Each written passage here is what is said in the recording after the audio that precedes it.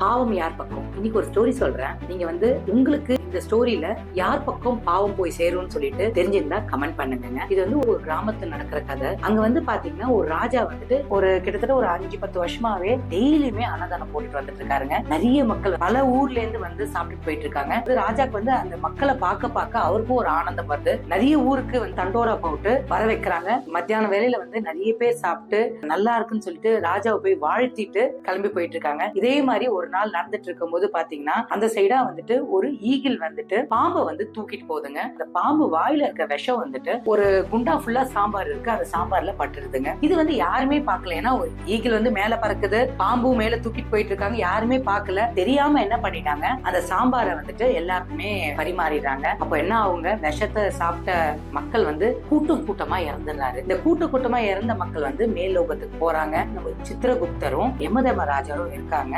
சித்திரகுப்தர் கேக்குறாரு, இவ்வளவு பேர் இறந்து போயிருக்காங்க, அப்போ இந்த பாவ கணக்கு நான் ராஜா மேல எழுதிட்டுமா அப்படின்னு கேக்குறாரு. உடனே யமதர்மராஜா அவர் என்ன சொல்றாரு, எப்படிப்பா நீ ராஜா மேல எழுதுவ, அவர் ஒரு புண்ணிய காரியம் தானே செஞ்சாரு, இது அவர் மேல தப்பே இல்லையே, எப்படி நீ அவர் மேல எழுதுவ? அப்போ உடனே கேக்குறாரு, அந்த ஈகிள் தானே பாம்பை தூக்கிட்டு போச்சு, அப்ப அந்த ஈகிள் மேல எழுதிட்டுமான்னு கேக்குறாரு. உடனே திருப்பி யமதர்மராஜா என்ன சொல்றாருன்னா, ஈகிள் தன்னோட உணவை தூக்கிட்டு போச்சு, அதோட இயற்கையான குணாதிசயம் அது, அப்போ அது மேல எப்படி எழுதுவ அப்படின்னு கேக்குறாங்க. அப்போ எனக்கு தெரிஞ்சிருச்சு, பாம்பு மேலதானே எழுதணும்னு கேக்குறாரு. உடனே யமதர்மராஜா என்ன சொல்றாருன்னா, பாம்பை தூக்கிட்டு போகும்போது அது வாயிலேன்னு தெரியாம விழுந்துருச்சு, அது எப்படி இதுக்கு பொறுப்பாகும் அப்படின்னு சொல்றாரு. அப்ப யார் மேலதான் எழுதுன்னு கேட்பாங்க. இப்போ சதிக்கு அதை அப்படியே ஹோல்ட் பண்ணு, நான் உனக்கு சொல்றேன் அப்படின்னு சொல்லிடுறாங்க. இது கொஞ்சம் காலம் போயிட்டே இருக்கு. ஆனா ராஜா என்ன பண்ணாரு, இது தப்பாயிடுச்சு, இந்த தப்பு திருப்பி ஆகவே கூடாதுன்னு சொல்லிட்டு ரொம்ப ரொம்ப கேர்ஃபுல்லா அதுக்கப்புறம் உணவை பாக்குறாரு. ஒரு 4 பேர் சுத்தி ஊரா இருக்காங்க, மேல ஷெட்டு போடுறாங்க. இது மாதிரி சாப்பாடு போட்டு இருக்காங்கன்னு தெரிஞ்ச உடனே திருப்பியும் கூட்டங்கள் வர ஆரம்பிக்குது. அப்போ பாத்தீங்கன்னா பக்கத்து ஊர்ல இருந்து பஸ்ல இறங்கி